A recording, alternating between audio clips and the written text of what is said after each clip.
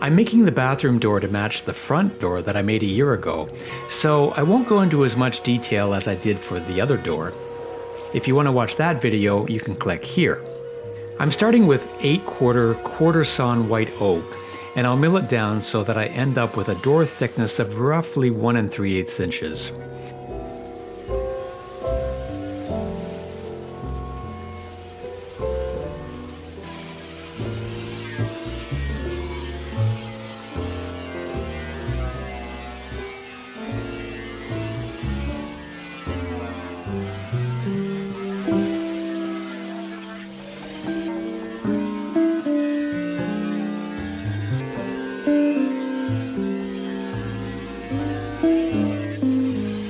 Then I'll cut the pieces to the correct width. The rails are going to be 7 inches wide, and the stiles will be 5 inches wide.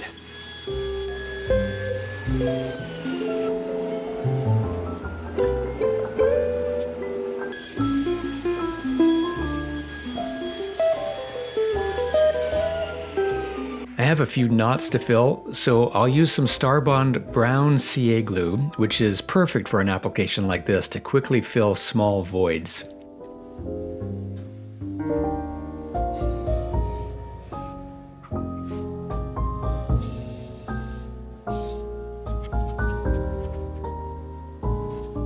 Then for the larger void to fill, I'll mix up some Total Boat epoxy that I've dyed brown.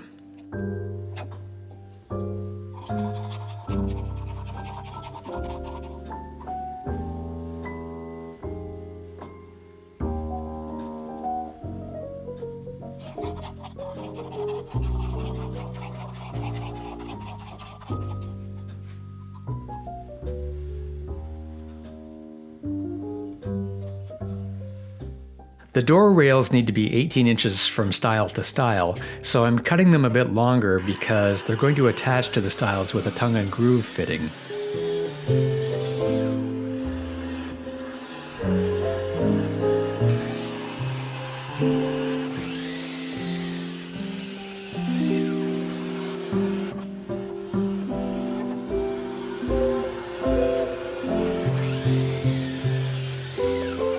Then, using my dado set, I'll cut the groove down the middle of the two stiles.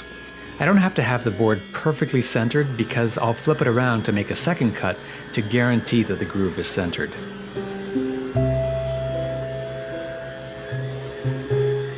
Then I'll cut the tongues on the ends of the rails so that they fit snugly into the groove.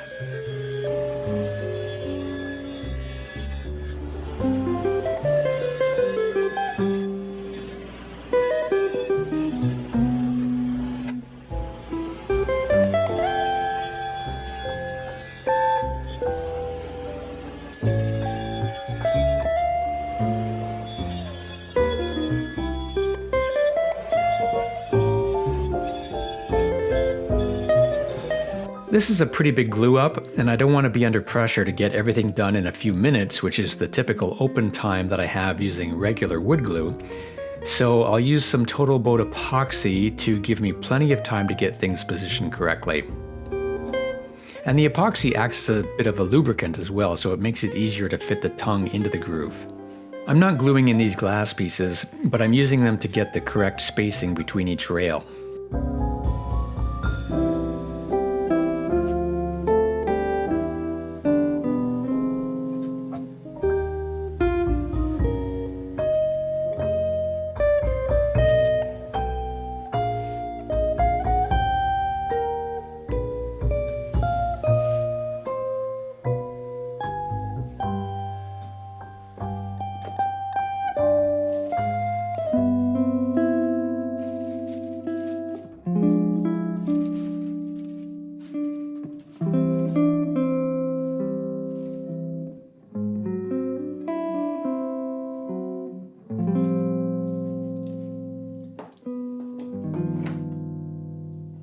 And then I'll clamp it up and let it sit overnight and come back the next day to sand everything.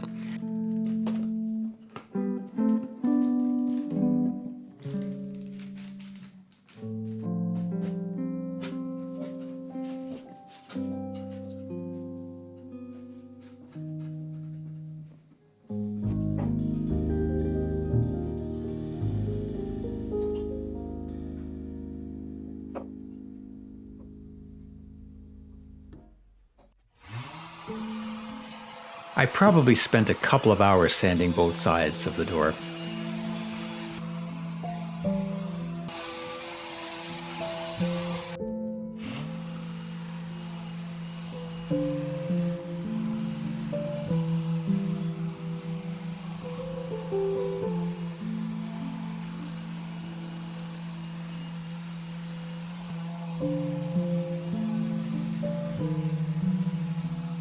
There was one place where there was a little gap between the rail and the stile, so I used the glue and sawdust trick to fill that, and then I sanded it while the glue was still wet.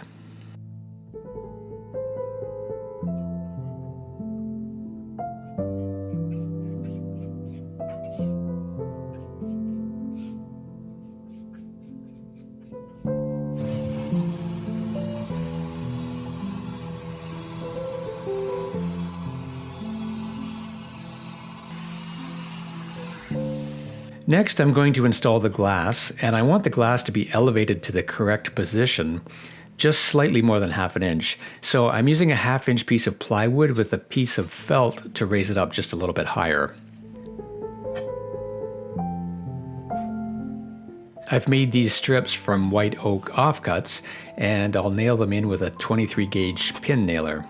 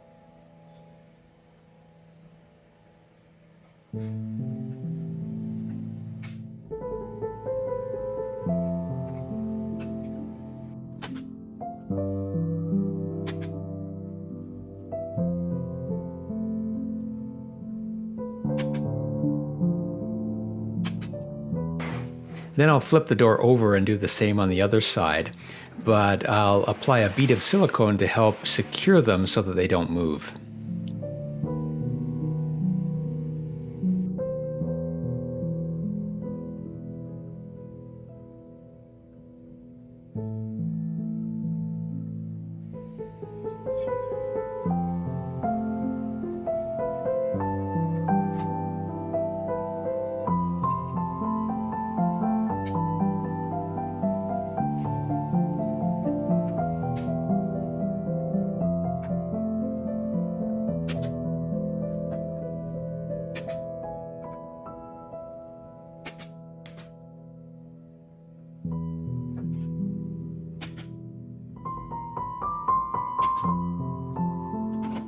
After that, to add a bit more detail, I'm gluing on another thin strip using Starbond CA glue.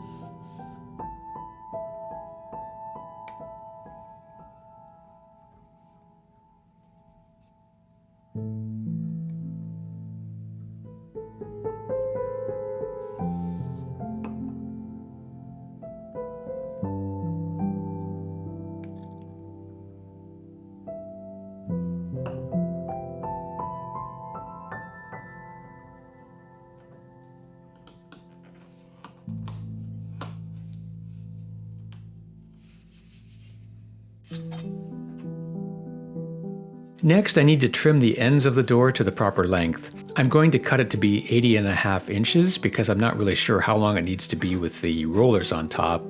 I can always cut it shorter when we're at the house if needed.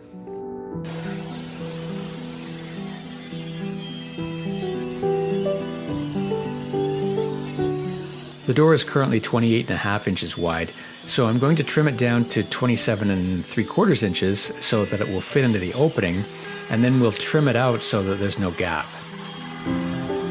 Next, I need to install the door handle and locking mechanism.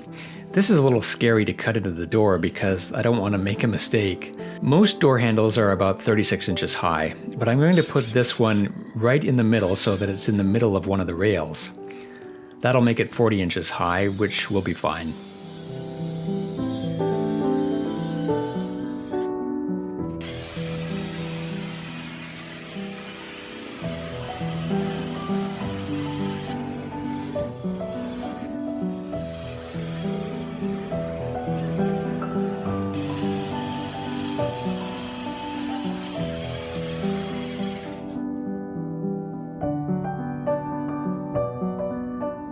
Then I'll brush on a coat of shellac to seal the wood and raise the grain a bit.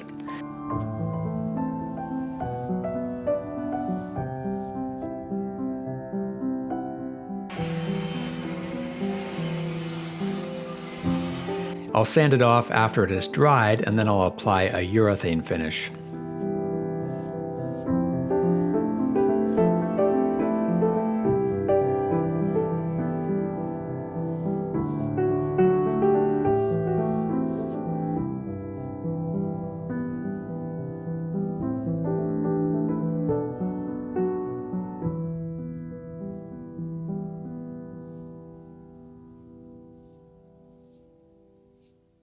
Now I need to install the two clips on the top of the door that will hook into the rollers that are on the track, and then it's ready for installation.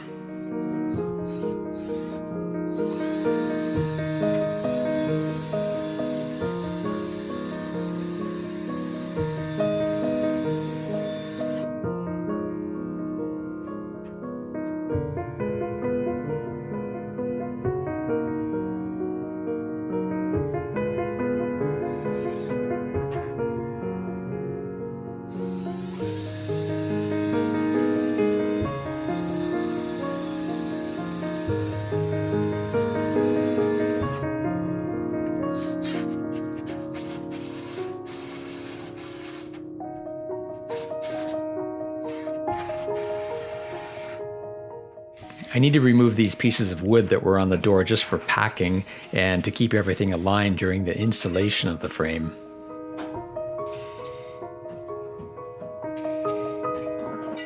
You can see the matching front door as we carry the bathroom door upstairs.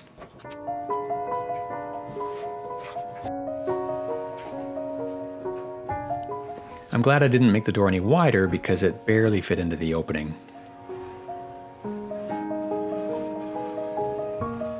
You could do an installation like this alone if it was a lighter door, but this one is pretty heavy, so it took two of us. I'm on the outside supporting the weight, and Kat is on the inside using her fingers to get the rollers hooked into the clips.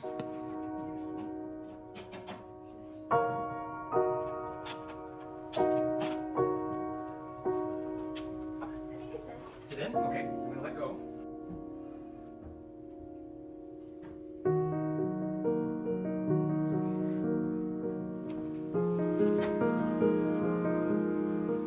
Now we need to add the trim.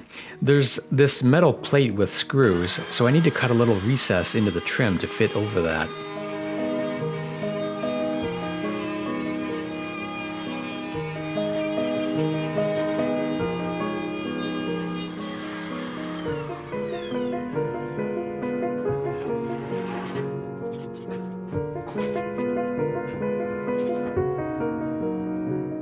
I'm using a 15 gauge nailer for the trim.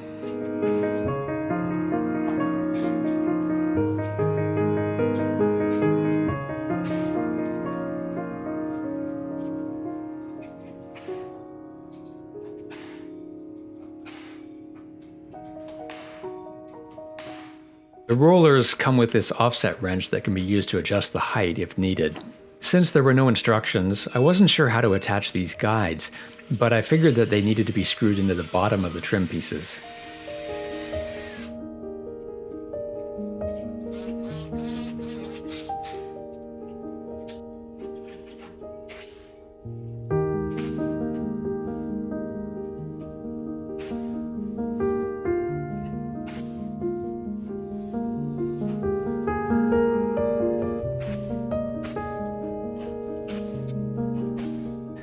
With the trim in place, the door is in too far when it's fully open, so I'll attach a piece of plywood at the back of the frame to push it out a bit. I'm glad that I didn't already install the drywall for this reason. Otherwise, I could have put a piece of wood on the back edge of the door.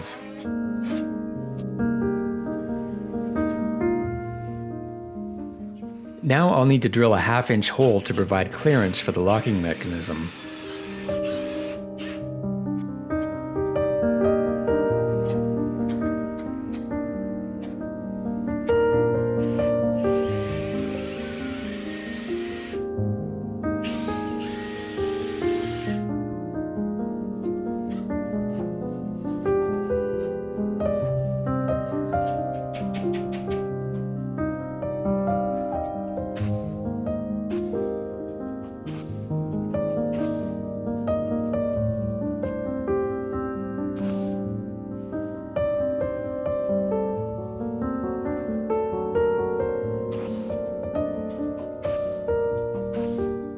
Next, I'll attach some 3-inch white MDF trim that I made, and then I'll give it another coat of paint after it has been installed.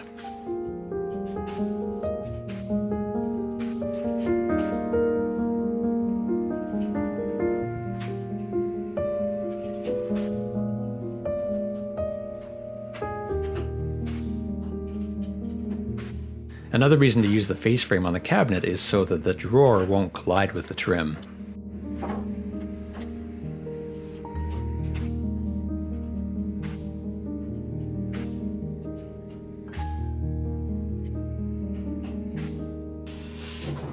And then I'll put on the drywall.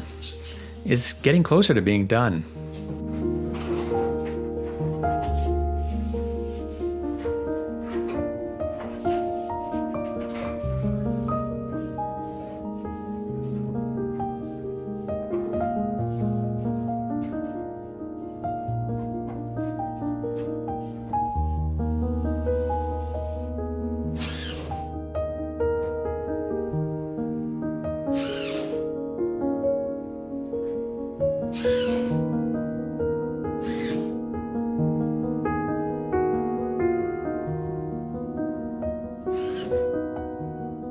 Apart from the matching front door, the primary purpose of the glass is to allow daylight to pass into the hallway even when the door is closed.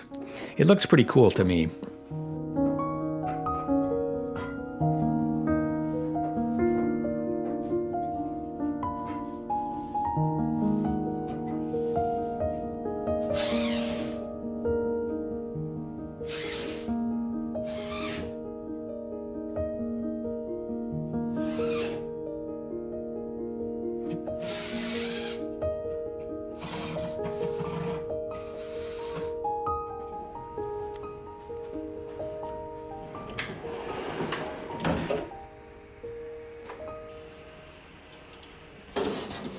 So I gotta ask, would you make it?